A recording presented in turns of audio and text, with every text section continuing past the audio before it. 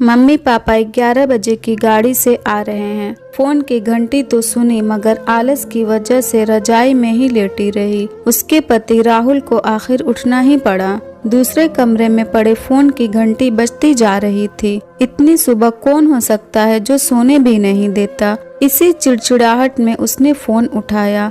Hello कौन? तभी दूसरी तरफ से आवाज सुन सारी नींद खुल गई। नमस्ते पापा, बेटा बहुत दिनों से तुम्हें मिले नहीं, सो हम दोनों 11 बजे की गाड़ी से आ रहे हैं।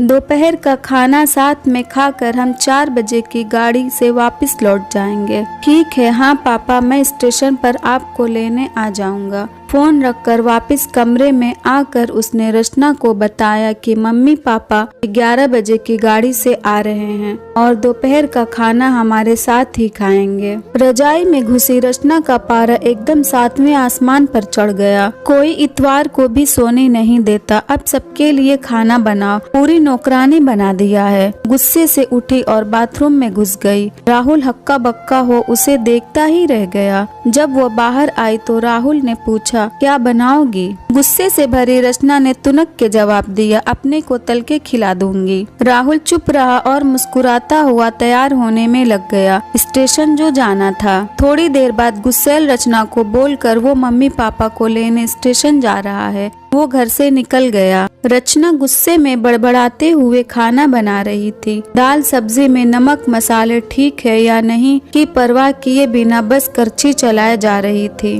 कच्चा पक्का खाना बना बेमन से पराठे तलने लगी, तो कोई कच्चा तो कोई जला हुआ। आखिर उसने सब कुछ खत्म किया, नहाने चली गई। नहा के निकली और तैयार हो सोफे पर बैठ मैगजीन के पन्ने पलटने लगी। उसके मन में तो बस ये चल रहा था कि सारा संडे खराब कर दिया, बस अब तो आएं खाएं और वापस जाएं। थोड़ी देर में घर की घंटी बजी तो बड़े बेमन से उठी और दरवाजा खोला। दरवाजा खोलते ही उसकी आंखें हैरानी से फटी की फटी रह गई। मुंह से एक शब्द भी नहीं निकल सका। सामने राहुल के नहीं उसके अपने मम्मी पापा खड़े थे, जिन्हें राहुल स्टेशन से लाया था। मम्मी ने आगे बढ़कर उसे झिंझोड़ा, अरे क्या हुआ, इतनी हैरान परेशान क्यों लग रही है? क्या राहुल ने बताया नहीं कि हम आ रहे हैं? जैसे मानो कि रचना की नींद टूटी हो। नहीं मम्मी, इन्होंने बताया था, पर चलो आप अंदर तो आओ। राहुल तो अपनी मुस्कुराहट रोक नहीं पा रहा था। कुछ देर इधर उधर की बातें करने में बीत गया।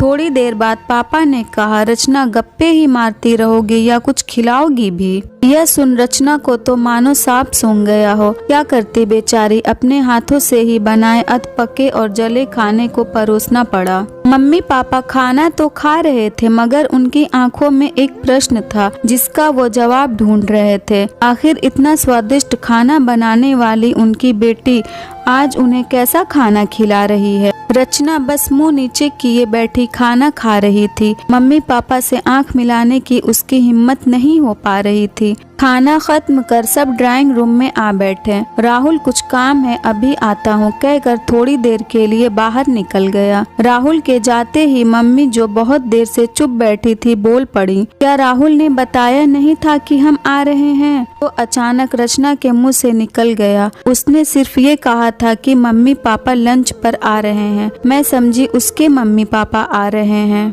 फिर क्या था, रचना की मम्मी को समझते देर नहीं लगी कि ये मामला है। बहुत दुखी मन से उन्होंने रचना को समझाया, बेटी हम हो या उसके मम्मी पापा, तुम्हें तो बराबर का सम्मान करना चाहिए। मम्मी पापा क्या कोई भी घर आए तो खुशी खुशी अपनी हैसियत के मुताबिक उसकी सेवा करो। बेटी जितना किसी को सम्मान दोगी उतना ही तुम्हें प्यार और इज्जत मिलेगी। जैसे राहुल हमारी इज्जत करता है उसी तरह तुम्हें भी उसके माता पिता और संबंधियों की इज्जत करनी चाहिए। रिश्ता कोई भी हो, हमारा या उसका, कभी फर्क नहीं करना। रचना की आंखों में आंसू आ गए और अपने को शर्मिंदा महसूस कर उसने मम्मी को वचन दिया कि आज के बाद फिर ऐसा कभी नहीं होगा। अगर ये स्टोरी आपको अच्छी लगी हो तो हमारे वीडियो को लाइक करें और नए हैं तो चैनल को भी सब्सक्राइब करें।